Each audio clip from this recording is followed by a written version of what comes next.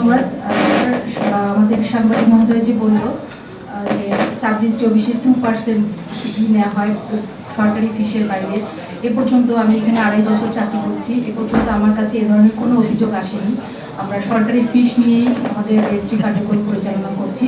আপনার যদি এরকম অভিযোগ থাকে আমাকে তথ্য প্রমাণ সহ আমার কাছে অবশ্যই দিবেন। আমাদের জেলা রেজিস্ট্রার মহোদয় আছেন, আমরা এই যথোপযুক্ত ব্যবস্থা নেব। আমার মনে হয় যে আপনাকে একটু স্পেসিফিক বললে ভালো হবে। আমি বলি কি যে এই বিষয়টা আসলে উনি যত সহজে অস্বীকার করে নিয়েছেন। আমরা এখানে যারা বসা আছি আমরা প্রত্যেকেই জানি সাব রেজিস্ট্রার অফিসে যারা দলিল লেখক আছেন ওনাদের মাধ্যমে কিন্তু এই কমিশনটা পার্সেন্টেজ না দিলে ওনারা দলিলটা রেজিস্টার করেন না।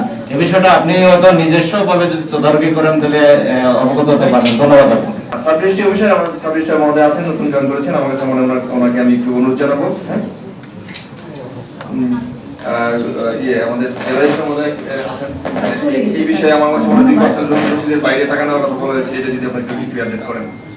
নিজের কথা বলা হয়েছে আমাদের ইয়াং জেনারেশনকে একটু বলেন কি উপকার গভর্নমেন্টের জনাব সাইফুর সব অ্যাড করে গেছিলেন আমাদের মূলত হেবা হচ্ছে আমরা হেবা ঘোষণা করা হচ্ছে 6টা সম্পর্কের মধ্যে, যেমন বাবা ছেলেকে দিতে পারবে, আবার দাদা দাদি, নানা নানি, তারপর স্বামী স্ত্রী, ভাই বোন, এই সম্পর্কগুলোর ভিতরে শুধু হেবা হয়। সে তার সম্পত্তি চাইলে সব দিতে পারবে, তার ইচ্ছা, তার সম্পত্তি সে যে কাউকে দিতে পারে, সে যদি ইচ্ছে করে।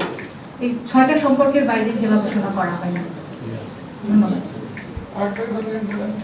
এই যে গ্রামে আলিশান বিল্ডিং গুলো হচ্ছে এবং সেখানে স্থাপনা দেখা যায় যে আপনার লেখা আছে যে ধান ক্ষেত, কিন্তু এখানে গভর্নমেন্ট রেভিনিউ লস হচ্ছে।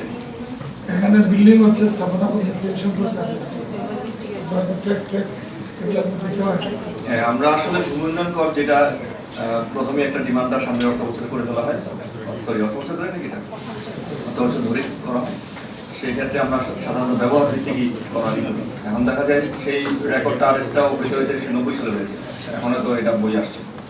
তখন দেখা যাবে যে হয়তো কৃষি জমি ছিল, এখন শিল্প প্রতিষ্ঠান হয়ে গেছে, তখন শিল্প প্রতিষ্ঠান রেডি হবে মানে আমার একটা সুযোগ আছে। আর হেবারটা যেটা বলছে তোমাদের যারা ইয়াং ছাত্রছাত্রী আছে, হেবার সম্পর্কে একটু ধারণা একটু রাখা দরকার।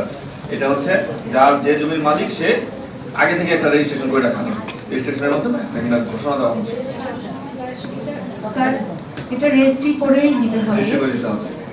আর উইল করার জন্য উইলটা মুসলমানরা ওসিয়ত করে আর অন্য ধর্মাবলম্বী যারা আছে তারা উইল করে। ওই 16 উইল করা যায় না 1/3 মুসলমানদের ক্ষেত্রে 1/3 তার মূল সম্পত্তি 1/3 করতে পারে কোরআনিক আইন অনুযায়ী। আইন জানার মতো একটা আছে মানে করা আছে।